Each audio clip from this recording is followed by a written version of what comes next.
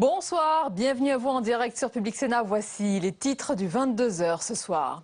En Irak, les djihadistes poursuivent leur avancée. De nombreuses villes du nord-ouest du pays sont tombées entre les mains des insurgés de l'État islamique en Irak et au Levant. Et pendant ce temps, le secrétaire d'État américain John Kerry, arrivé sur place, appelle à la formation d'un gouvernement d'union nationale. Les détails à suivre. L'État est de retour, se félicite le gouvernement. Dans le dossier Alstom, l'exécutif met en avant un accord gagnant-gagnant et vante son volontarisme politique. Les coulisses d'une négociation arrachée dans ce journal. Le budget rectificatif à l'épreuve du Parlement. Le plan d'économie de 50 milliards d'euros relance le débat à gauche. Dans la majorité, certains s'apprêtent à ferrailler contre le gouvernement pour tenter d'infléchir sa politique économique. On en parle avec de nombreux invités ce soir. Enfin, trop c'est trop. Pour Alain Juppé, l'UMP, prise dans la tourmente des affaires à répétition, est en danger financier et politique. Une situation que l'ancien Premier ministre a évoquée lors d'une conversation téléphonique avec Nicolas Sarkozy, avant un prochain rendez-vous entre les deux hommes. Analyse l'état du parti ce soir avec l'éditorialiste François Dorcival tout à l'heure. Voilà pour le programme de votre 22h. Merci d'être en notre compagnie ce soir. Qui pourra stopper la progression des djihadistes en Irak? Pour le moment, rien. Rien ne semble freiner leur avancée sur le terrain. Les villes tombent les unes après les autres. Arrivé sur place, le secrétaire américain appelle à la formation d'un gouvernement d'union nationale. Les détails avec Paul Bouffard. Les insurgés sunnites sont aux portes de Bagdad et continuent leur progression dans l'ouest du pays. Les djihadistes seraient emparés de 3 villes de la province d'Al-Anbar, région frontalière de la Syrie. Au même moment, John Kerry, secrétaire d'État américain, est en visite dans la capitale irakienne. Il promet une aide américaine intensive. L'Irak fait face à une menace existentielle et le futur du pays dépend en premier lieu de la capacité des leaders irakiens à se réunir et se tenir unis face aux dangers, pas la semaine prochaine ni le mois prochain, mais maintenant. John Kerry exhorte le Premier ministre irakien, Nouri al-Maliki, de dépasser les divisions confessionnelles. Il faut former un gouvernement d'unité nationale. L'actuel Premier ministre irakien, un chiite en poste depuis 2006, est de plus en plus critiqué pour sa politique confessionnelle. Depuis les élections législatives d'avril dernier, aucun gouvernement n'a pu être formé. L'État a joué son rôle, répète l'exécutif. Dans le dossier Alstom, le gouvernement et en particulier le ministre Arnaud Montebourg estime avoir bien géré une affaire industrielle bien sûr, mais aussi une affaire très politique. On en parlera avec nos invités tout à l'heure. Mais d'abord, le rappel des faits, c'est avec Mounir Soussi. Regardez. L'union entre Alstom et General Electric aura bien lieu avec la bénédiction d'Arnaud Montebourg. Le gouvernement s'est invité à la noce grâce au soutien de Bouygues. Le groupe, premier actionnaire et détenteur de 30% du capital d'Alstom, est en quête d'argent frais. Il est prêt à céder à l'État son pouvoir et son influence dans cette entreprise. Bouygues s'est engagé à une chose, c'est de nous prêter ces 20% d'actions pour que nous puissions immédiatement, dès que la transaction sera faite entre General Electric et Alstom, siéger au conseil d'administration, prendre ces deux postes de conseil d'administration et exercer nos droits de vote. C'est la seconde fois que l'État rentre au capital d'Alstom. En 2004, l'action de Nicolas Sarkozy avait permis d'éviter la faillite. Aujourd'hui, l'implication d'Arnaud Montebourg est aussi saluée à droite au nom d'un État stratège. General Electric avait promis la création de 1000 emplois pour sceller le mariage. Arnaud Montebourg s'attend à ce que la firme américaine tienne parole et la menace d'une pénalité de 50 000 € par emploi non créé. Pas la meilleure façon de démarrer une relation. Et l'autre dossier délicat dans l'actualité, c'est celui de l'écotaxe. Le mécanisme va être remplacé par un péage de transit poids lourd, une version light qui risque de ne contenter personne. Les explications de Camilla Campuzano. L'écotaxe reste sur le bord de la route. Place au péage de transit. Ce nouveau dispositif devrait rapporter plus de 500 millions d'euros à l'État. Des recettes divisées par 2 par rapport au montant espéré avec l'écotaxe.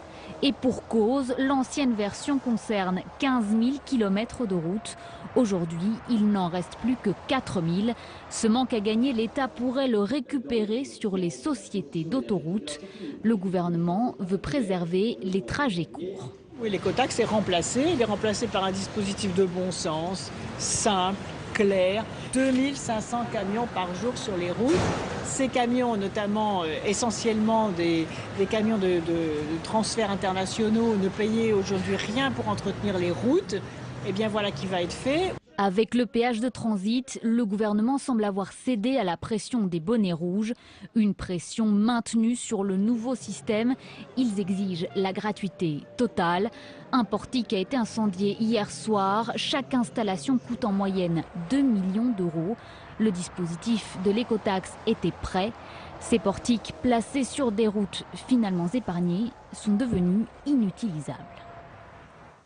Trop, c'est trop. Pour Alain Juppé, l'UMP, prise dans la tourmente des affaires à répétition, est en danger financier et politique. Une situation que l'ancien Premier ministre a évoquée lors d'une conversation téléphonique avec Nicolas Sarkozy, avant un prochain rendez-vous entre les deux hommes. En attendant, eh bien, les scandales financiers s'accumulent. Le dernier en date concerne un prêt de 3 millions d'euros octroyé par le groupe parlementaire à l'UMP, et ce, sans prévenir les députés. Cette révélation pose la question du contrôle des dotations versées au groupe. On voit tout cela avec Quentin Calmet. Ces 3 millions d'euros étaient prévus pour les frais de secrétariat du groupe UMP à l'Assemblée nationale, mais ils ont servi à éponger les dettes du parti après les élections législatives. Un prêt décidé par Christian Jacob sans prévenir les autres députés du groupe. Une décision surprenante pour Gérard Larcher. C'est une pratique inhabituelle. Elle ne me semble pas illégale, mais c'est une impression comme cela. Le président du groupe a dit « j'ai pris la décision moi-même », donc il assume sa décision. Je crois qu'il est utile que les instances prévues à l'intérieur du groupe soient informées, c'est vrai pour tous les groupes. Nous avons, je crois, l'occasion de vivre collectivement une vie de groupe. Et je crois que la dimension financière fait aussi partie des choses qu'il faut partager, mais ça appartient à chaque président de groupe. Ce n'est pas l'avis de Jean-Pierre Sueur, très critique quant à cette pratique. Je suis en désaccord total avec cette pratique. Je considère que les sommes versées par les assemblées aux groupes politiques ne doivent servir qu'au travail parlementaire, c'est-à-dire au financement des collaborateurs du groupe et au fonctionnement du groupe. Il est profondément anormal que les fonds du Parlement servent à autre chose qu'au Parlement. La réunion du groupe UMP à l'Assemblée nationale prévue demain s'annonce houleuse. Le débat sur la transparence des partis politiques impacte désormais les groupes au Parlement. Et sur ce sujet, on écoute la réaction du président du Sénat, Jean-Pierre Bel. Nous examinons les choses en profondeur. Je pense qu'il va falloir, bien sûr, tenir compte de ce qui s'est passé pour mettre en place un système qui évite que les dotations qui sont uniquement destinées à donner des moyens aux groupes dans le cadre de leur action de groupe politique, qu'ils soient d'opposition ou de la majorité, puissent être plus transparents et mieux contrôlés. Il faut peut-être plus de règles, plus de lois, plus d'encadrement. Notre problème à nous, il est clair, il est de faire en sorte que tout cela soit contrôlé, mais de ne pas mettre les élus sous contrôle. C'est-à-dire qu'il nous faut veiller à l'indépendance des groupes et ne pas nous immiscer dans leur fonctionnement. La suite du 22h avec nos invités ce soir. François Dorcival, bonsoir et bienvenue. Éditorialiste à Valeurs Actuelles. Marie-Noëlle Lienemann nous accompagne, bonsoir. Bonsoir. Sénatrice socialiste de Paris. Et le politologue Stéphane Rosset est là. Bonsoir, Stéphane. Sonia. Notre chroniqueur économique Jean-Luc Gombault. Bonsoir Jean-Luc. Bonsoir Sonia. Alors dans un instant, nous allons parler de la politique économique du gouvernement et du plan, notamment de 50 milliards à l'épreuve du Parlement. Mais d'abord, François Dorcival, sur l'UMP. Les bulletins de santé se suivent et se ressemblent, tous plus alarmistes les uns que les autres. Alain Juppé est très inquiet. L'UMP est en danger politique et financier, dit-il. Est-ce qu'il faut dire, d'ailleurs que les convulsions ne s'arrêtent plus, ne s'arrêtent pas? On le savait depuis la révélation de l'affaire Big Malion. Et d'ailleurs, c'est une députée de Marseille, Valérie Boyer, qui l'avait annoncé. Nous irons de révélation en déclaration. Eh bien, c'est exactement ce qui se passe donc depuis maintenant plus de 4 semaines. Le fait nouveau, c'est la rencontre Alain Juppé-Nicolas Sarkozy. Pourquoi est-ce un fait nouveau? Parce que, jusqu'à présent, naturellement, tous se téléphonaient. Mais ils n'annonçaient pas publiquement qu'ils se rencontraient sur un sujet comme celui-là. Quelle est la signification de ce prochain rendez-vous? C'est que jusqu'à présent, Nicolas Sarkozy était l'ombre. Désormais, il commence à apparaître sous la lumière. Je ne sais pas ce que cela signifie, Mais après toutes les déclarations qu'il a faites à nos journaux, d'une manière générale, pour dire, voilà, les idées qui sont les miennes, eh bien, on commence à le voir apparaître sur la scène politique. C'est-à-dire qu'Alain Juppé, quand il voit que le parti est en danger, revient vers l'ancien président? Et oui, puisqu'il s'agit aussi du financement de la campagne de 2012. Donc il attend des éclaircissements. Mais bien sûr. Possible, probable. Marie-Noëlle Lienemann, c'est jamais bon pour un parti au pouvoir, hein, celui que vous représentez, d'avoir une opposition dans cet état. Est-ce que c'est un vide et la politique n'aime pas le vide? Oui, on a besoin d'une opposition qui assume ses positions, qui fasse des contre-propositions, qui fasse ses critiques, qui montre qu'il y a des alternatives dans le pays. Et quand il y a comme ça un délitement du politique, on l'a connu à d'autres circonstances aussi, sous d'autres formes, et bien c'est l'ensemble du champ démocratique qui est affaibli, et maintenant c'est devenu une banalité, c'est tristement dramatique. Ça donne quand même du grain à moudre au Front National. Alors moi je pense que Nicolas Sarkozy va prendre un point d'appui. Vous savez, c'est comme le judo. Quand on est faible, on prend le contre-pied. Je pense qu'il va essayer de se remettre en leader de combat. La seule chose qu'il sait très bien faire, c'est pas présider, c'est combattre pour gagner des élections. Et je pense qu'il va dire, bon écoutez, arrêtons le délitement, etc. Repartons au combat. Et je parie qu'il va jouer cette carte. Marie-Noëlle Lienemann qui fait l'analyse de ce qui va se passer à droite. C'est une bonne analyse. Quand nous faisons l'analyse de ce qui se passe à gauche, on n'est pas mauvais non plus. Alors, la semaine va être très importante avec l'arrivée au Parlement, Marie-Noëlle Lienemann, justement, du budget rectificatif. C'est le plan d'économie aussi, hein, c'est la politique économique du gouvernement. Est-ce que la contestation à la gauche du PS, dont vous faites partie, est toujours aussi vive? Oui, elle n'est pas qu'à la gauche du PS.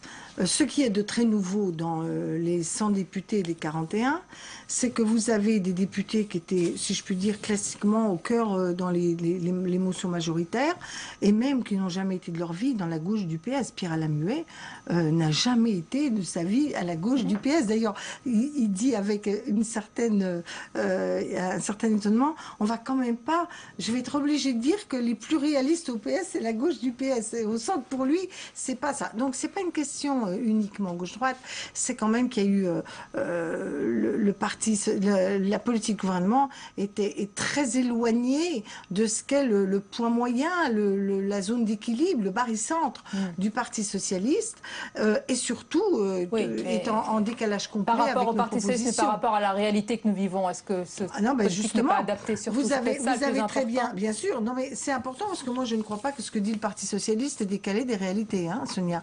Donc en tout cas, en quoi c'est important? C'est que nous sommes tout un certain nombre à dire que si nous n'avons pas une stratégie de relance équilibrée entre pouvoir d'achat et investissement, nous allons nous retrouver dans la situation où on va avoir une perte d'emplois massifs, on va avoir une spirale qu'on peut dire d'austérité, et que ce qui se profile à l'horizon nous paraît donc vous allez de ferrailler nature. cette semaine. Voilà. Et puis les suivantes, évidemment. On fait des contre-propositions dans un cadre budgétaire très raisonnable, puisqu'on fait autant de dépenses que de recettes. Oui. Donc nous ne proposons pas de creuser davantage le déficit Jean-Luc public. Gombault, sur le principe, c'est le grand pari de François Hollande pour que ça reparte, hein, ce pacte de responsabilité. On entend des voix pointer le risque que cela pourrait hypothéquer au contraire la reprise ou son éventuel retour. Est-ce que c'est le cas? Non, mais c'est vrai que la politique d'économie budgétaire, les fameux 50 milliards d'ici à 2017 qui suivent l'augmentation extraordinaire des impôts a un impact récessif. Ça, c'est clair. Bien entendu, les chiffres sont absolument clairs là-dessus. On est sur, disons, on peut dire qu'en gros, ça devrait amputer la croissance de 0,7% par an entre 2015 et 2017 sur une croissance qui est déjà extrêmement faible. Mais le problème, il est le suivant, c'est que vous disiez tout à l'heure, justement, par rapport à la réalité, on est obligé, quand on fait de l'action politique, de classer les problèmes. Premier problème, est-ce que le vrai problème fondamental de la France, c'est son endettement et son déficit? C'est ça la question. Est-ce que ce n'est pas la priorité à laquelle je dois m'attacher? Et semble-t-il, c'est vraiment la position qu'a prise le président de la République, et il n'y dérogera pas, quoi qu'en dise la gauche du Parti socialiste. Il n'y dérogera. Pardon? Il va falloir qu'il trouve une majorité quand même. Et ça, c'est une menace. Au bout d'un moment, on va quand même pas voter totalement le contraire de ce qu'on a dit et de ce qu'on pense.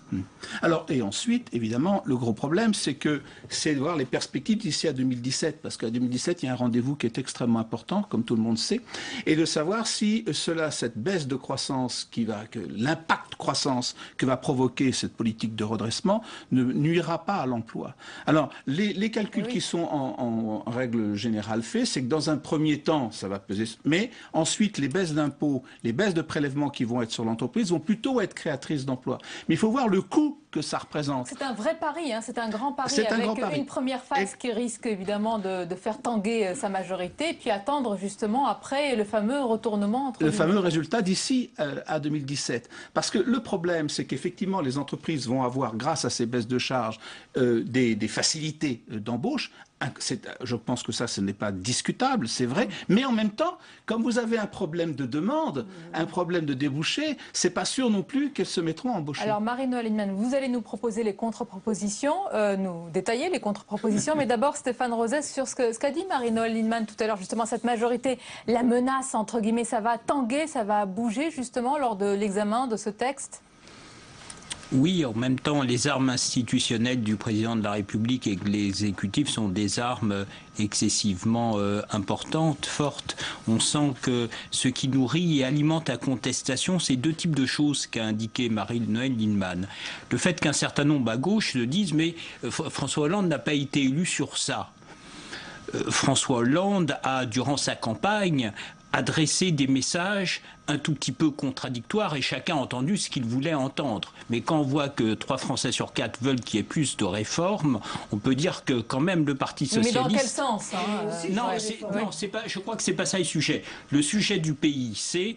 Est-ce que notre pays peut survivre sans renoncer à son modèle social? Et là, 90% des Français aimeraient dire oui. La droite pense que ce n'est pas possible, la gauche pense que c'est possible, et seule Marine Le Pen assume le fait que c'est ça le sujet, mais elle a dit non, le sujet, c'est pas le rapport de la France aux autres, au monde, c'est la France renfermée sur la France. Donc ça, c'est le premier sujet. Et puis Pierre-Alain Muette et d'autres, eux, ils ont un autre type de sujet. C'est qu'ils pensent, c'est le débat avec Jean-Louis Gombault et aussi Marie-Noëlle Lienemann, ils pensent que la politique qui est menée, du fait de l'environnement européen, est une politique récessive qui risque de nous amener dans le mur. Quand on voit les derniers chiffres de Bercy sur les emplois escomptés liés au pacte de responsabilité, il peut y avoir inquiétude. Donc il y a un côté pari, et donc du coup, dans les interrogations au sein du Parti socialiste, il y a ceux qui traditionnellement pensent qu'être de gauche, c'est faire de la redistribution sociale, ce qui à mon avis n'est plus le sujet de l'électorat de gauche, et puis il y a par ailleurs des gens qui sont inquiets de la conjoncture, de la politique qui est menée et qui craignent qu'on rentre en récession. François Dorcival, il y a donc 2 grandes lignes distinctes, portées vraiment avec conviction, d'ailleurs par la gauche du PS, et puis celle qui soutient le gouvernement et la ligne Hollande-Valls. Tout de même dire que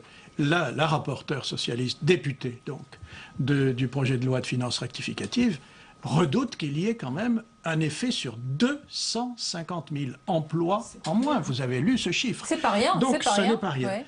Cela dit, on est quand même devant une politique de Manuel Valls pas très compréhensible, parce qu'il fait aussi le contraire de ce qu'il dit. Je veux dire par là que quand le 8 avril dernier, il présente son discours de politique générale, il dit « voilà la ligne à laquelle je vais me tenir ». Et aujourd'hui, en faisant l'addition de toutes les mesures qu'il a annoncées semaine après semaine, on constate qu'il y a 4 milliards d'euros de mesures, petites ou grandes, que l'on a annoncées, vous vous rappelez, mais naturellement. C'est-à-dire qu'on a voulu quand même alléger l'impôt de ceux que l'on avait matraqués parmi les foyers les plus modestes. On a pris des mesures sur le logement, on a pris des mesures sur les intermittents tout récemment, etc. De centaines de millions en centaines de millions, tout ça fait 4 milliards. 4 milliards qui s'ajoutent à 15 milliards de moindre rentrée fiscale. Ça fait beaucoup. En face des 50 milliards d'économies... Peut-être, et casse-tête politique. Mais oui. Alors, on est dans les dizaines de milliards. Qu'est-ce que ça veut dire pour l'opinion? Ça veut dire qu'en fait, on peut toujours trouver des milliards tirés de sa poche et que personne n'y verra quoi que ce soit. Vous vous rendez compte, j'allais dire, est-ce que vous vous rendez compte, mais vous le savez, que ce budget rectificatif, c'est la colonne vertébrale de la politique de ce gouvernement. C'est-à-dire quand on fait partie d'une majorité, comment ne pas voter un texte aussi emblématique, porteur d'une politique? Enfin, avant de dire qu'on ne va pas voter, on va commencer à amender. Il ne vous a pas échappé qu'il y a déjà eu des mouvements. Et j'espère qu'il va y en avoir d'autres. Simplement, des mouvements, c'est-à-dire par exemple, le gel des allocations logement, je ne désespère pas de voir le gouvernement renoncer à cela. Parce qu'on sait très bien quelles sont les catégories qui se trouvent confrontées après les impayés, etc. Bref. Donc, on a devant cela un vrai souci. C'est que si on réduisait de façon significative le déficit budgétaire, on dirait il a fait un pari, c'est le déficit budgétaire. Moi, je pense pas que c'est le bon, voilà. Il s'y tient. Mais ça marche même pas. C'est pas moi qui ai demandé qu'on dise qu'à la fin de l'année, on allait retourner la courbe du chômage. Bon, et maintenant, il y a 250 000 en plus et ça pose pas d'état d'âme. Et puis, c'est pas tout ou rien. Moi, je partage. Si vous me demandez ce que je trouve le plus dangereux dans l'économie française aujourd'hui, au-delà de l'affaire sociale et de l'emploi, l'effet que ça a, c'est la balance commerciale. C'est la désindustrialisation du pays. C'est la dévitalisation de ses forces productives.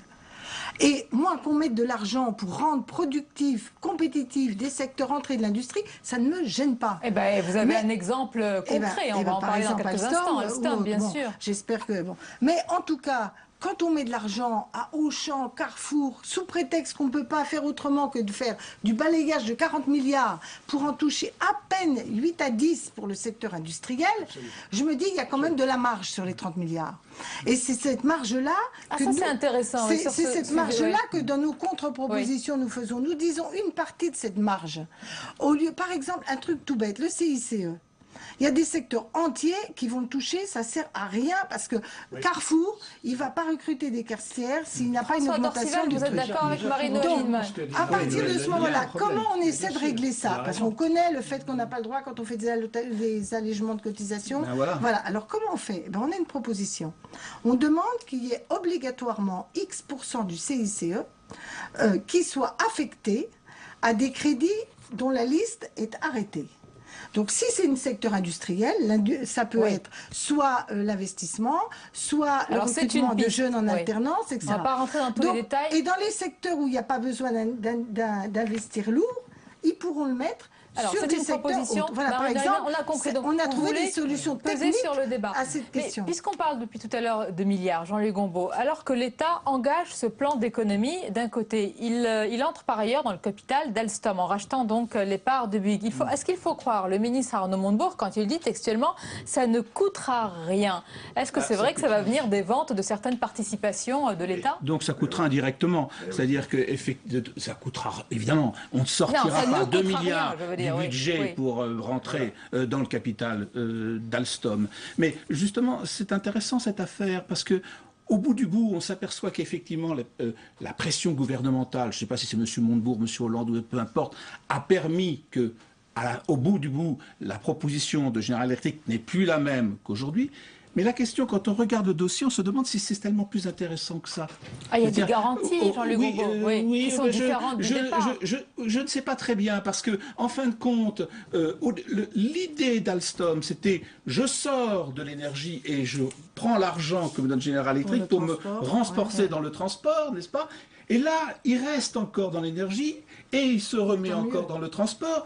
Et en plus, il va falloir quand même qu'il allonge de l'argent.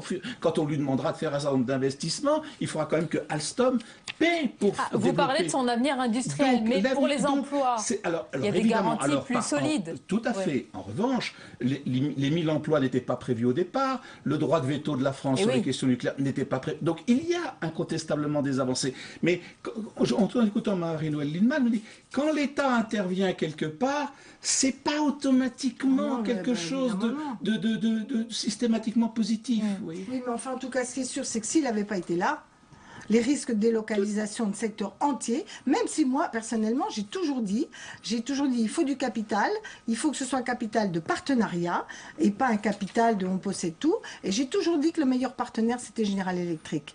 Parce que je ne pense pas... Qui représente le capital dans toute sa splendeur, j'allais dire, entre guillemets. Peut-être, mais mon problème, c'est que je sais que si on a un accord intra-européen, on va être vite sur, vous avez le monopole du marché dans les turbines, il va falloir sortir. Mais bien sûr. Ouais. Et moi, je pense qu'avec General Electric, ils sont des Américains, mais quand même, leur présence en France n'a pas été marquée par les choses les plus scandaleuses dans les choix industriels du pays. Est-ce qu'on peut un petit peu... Les investisseurs qui restent en France... Vous les approuvez, vous applaudissez des deux mains. Je suis vigilante, mais je ne leur crache pas dessus. Est-ce que vous pouvez nous éclairer sur les coulisses de cette négociation arrachée, parce que ça a été très mouvementé, François Dorcival? Oui, ça a été très très mouvementé. Politiquement aussi, à l'intérieur du gouvernement. On se rappelle, oui, bien sûr. Et il semble que Arnaud Montebourg ait fait jouer sa démission, je ne sais quoi, etc. Mais enfin, on se rappelle que la première réaction qui a été la sienne était pour condamner l'accord avec General Electric. Aujourd'hui, il y vient appuyé par l'État. Alors, naturellement, pendant 2 mois, on a joué avec Siemens et Mitsubishi, etc., pour arriver en définitive à cet accord qui était qui est aujourd'hui certes différent de celui qui avait déjà été approuvé par les actionnaires, mais qui en définitive, tout de même, est pour l'essentiel l'alliance avec General Electric. Ce qu'il faut voir aussi, c'est que dans l'autre sens, parce que qui rachète-t-on? On rachète les actions de Bouygues, puisque c'était ça le point de départ. Et donc là aussi, il fallait un accord avec Bouygues, et il semble qu'on y soit parvenu. On va parler aussi, et je voulais vous faire réagir plus généralement, il nous reste quelques minutes, au climat social et politique. Marie-Noëlle Lienemann et Stéphane Rosès, il y a la grande des intermittents, il y a le conflit à la SNCF qui s'est essoufflé, il y a la bataille au Parlement sur le budget, il y a l'écotaxe qui cristallise encore les mécontentements. Est-ce que vous diriez que c'est une contestation permanente, larvée, à laquelle se trouve confronté le couple Hollande-Valls? Peut-être d'abord Stéphane Rosès. Je crois qu'il y a une crise, de sens de ce qui se passe. J'entendais le ministre parler d'État stratège, mais un État stratège n'est pas un État qui réagit. C'est un État qui anticipe à partir de ce que l'on est. Et donc la crise d'autorité politique sociale, remise en cause des syndicats, basisme, néo-anarcho-syndicalisme, vient du fait que... C'est une phrase compliquée, on va la noter celle-ci. Elle mérite d'être notée, François Dorcival. Marie-Noëlle Lienemann connaît bien sans doute moins... Voilà. C'est-à-dire, ça veut dire grosso modo, quand l'État et la République est faible, il y a dans notre histoire, qui date du 19e siècle, une contestation qui ébranle également les organisations syndicales et que les organisations syndicales essayent de tenir bien. Alors effectivement, vous avez raison de mêler à la fois la contestation politique, la contestation sociale. Ça vient dans les périodes où justement le politique est à la peine pour dire voilà où on va, voilà quelles sont nos perspectives, de sorte d'encadrer la dispute de manière sociale. Générale, c'est-à-dire pas seulement le pouvoir, Stéphane Rosès. Les politiques. C'est plus frappant quand on est au pouvoir. Moi, je le dis tout net. Il y a une crise démocratique majeure et une crise, un ébranlement politique majeur dans ce pays, qui s'est provoqué il y a maintenant, dès l'arrivée de François Hollande. C'est pas son arrivée qui a fait ça. C'est qu'il ne s'est pas doté d'une majorité avec un pacte qui donnait du sens à l'orientation. Il y avait les engagements, mais il s'en est écarté très lourdement.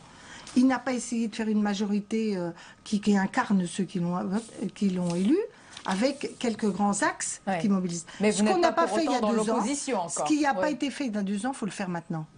Parce que si on n'est pas capable de reprendre une espèce de plateforme qui donne du sens, et moi je partage de votre avis... Il perd la moitié de ses troupes. Et voilà, et les filières industrielles, etc. Et le débat le faire en amont, politique sera donc très vif. Oui, le mot de la fin.